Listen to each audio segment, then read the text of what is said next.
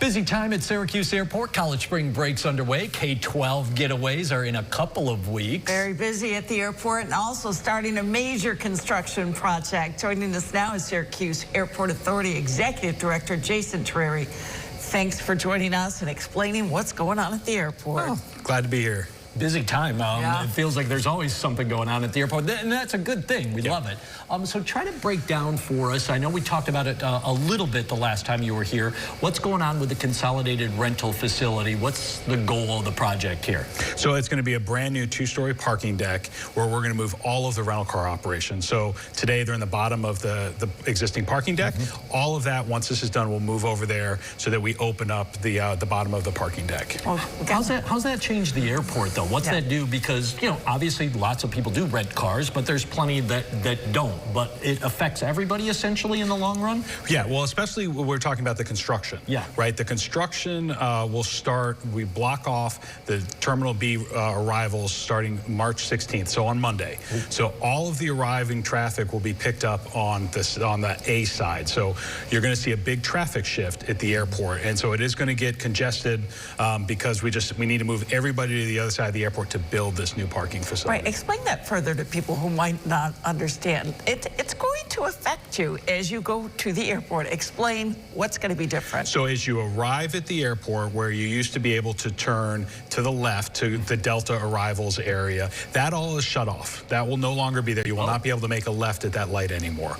So everyone will be forced to go to the right. There will be new signage out at the airport or up to the terminal curb. You can still do drop-offs at the curb, but we're going to have to move everybody over there for it's about an 18-month process to get this facility up and running. Because that goes where the overflow lot is right now? The overflow lot is gone. It's shut down as of about a week ago. We move all the cars out, and then we'll start vertical construction on Monday. I've seen a few people write into the Your Stories line about the cell phone lot, and does it exist or not? They see signs that say authorized parking only. The cell phone lot still exists. What should people know about passenger pickup and drop-off? Yeah, so we're going to be putting out a whole new signage package on the airport. So as you come on before the light, there is now a new passenger pickup and waiting area, or pickup waiting area.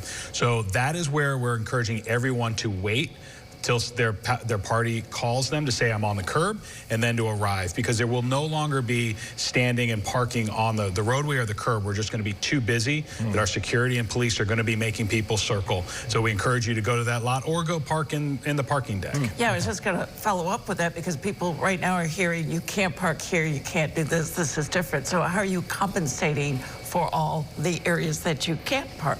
So that's why we have the passenger pickup area. It's a brand new, it's a lot that's between just after Mohawk Global and the parking lot.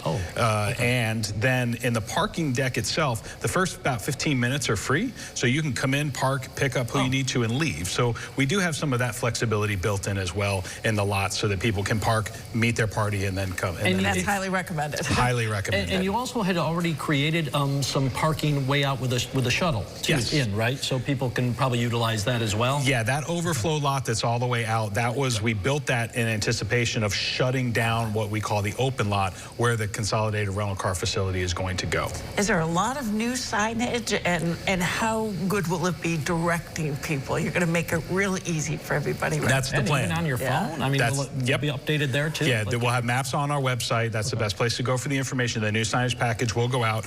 The goal is to make it a lot easier and to allow people to make decisions before they get to those intersections, so they know where to go. Do your homework before you fly. Yes, yeah. So we ask everybody's patience, because it is going to be congested for the next couple months while we build this new facility. But once it opens, it's going to be a really good experience. Overall, the project, though, the timeline is roughly about 18 months. Okay. We expect to be done within 18 months, because that is really the first phase, and we need to move the rental cars out of the parking deck before we can start addressing the other parts of the land side of the airport. Puzzle thing. Difficult now. Tell everybody why it's worth the wait. Why these growing pains will be worth it. Well, because we're getting very busy. So initially what this does is it opens up an additional roughly 440 parking spaces in our parking deck. So we get that capacity, right? And by moving the rental cars over, now we have the ability to address the existing parking deck. So when it comes time to do a replacement or any kind of improvements to that, we have moved that out so that we don't mess with that function.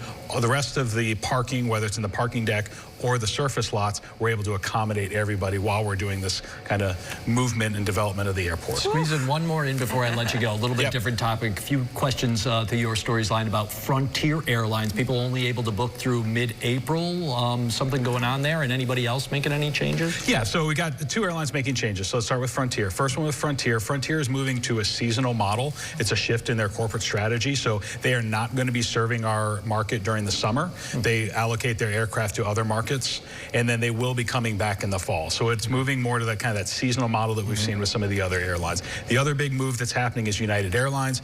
In May, United Airlines is no longer going to be serving Newark. So we will not have a nonstop to Newark anymore. All of that capacity is being shifted to Dulles. Which allows the same connections, the European connectivity. We move where Newark, we had 2 flights a day. Dulles is 4 flights a day. So you have better connections going over. Only about 6 to 10 people get off the Newark flight and go to New York, right? It's all connecting traffic. So we're really not losing anything, but with the corporate strategy that United has for Newark, we're just not in the mix anymore. Jason, thanks so much. That's a lot to digest. Thank you. Appreciate it. No problem, anytime. Download the WSYR Plus app on your TV to stream News Channel 9 for free. Just go to your smart TV, search WSYR Plus in the App Store, and download to start streaming today.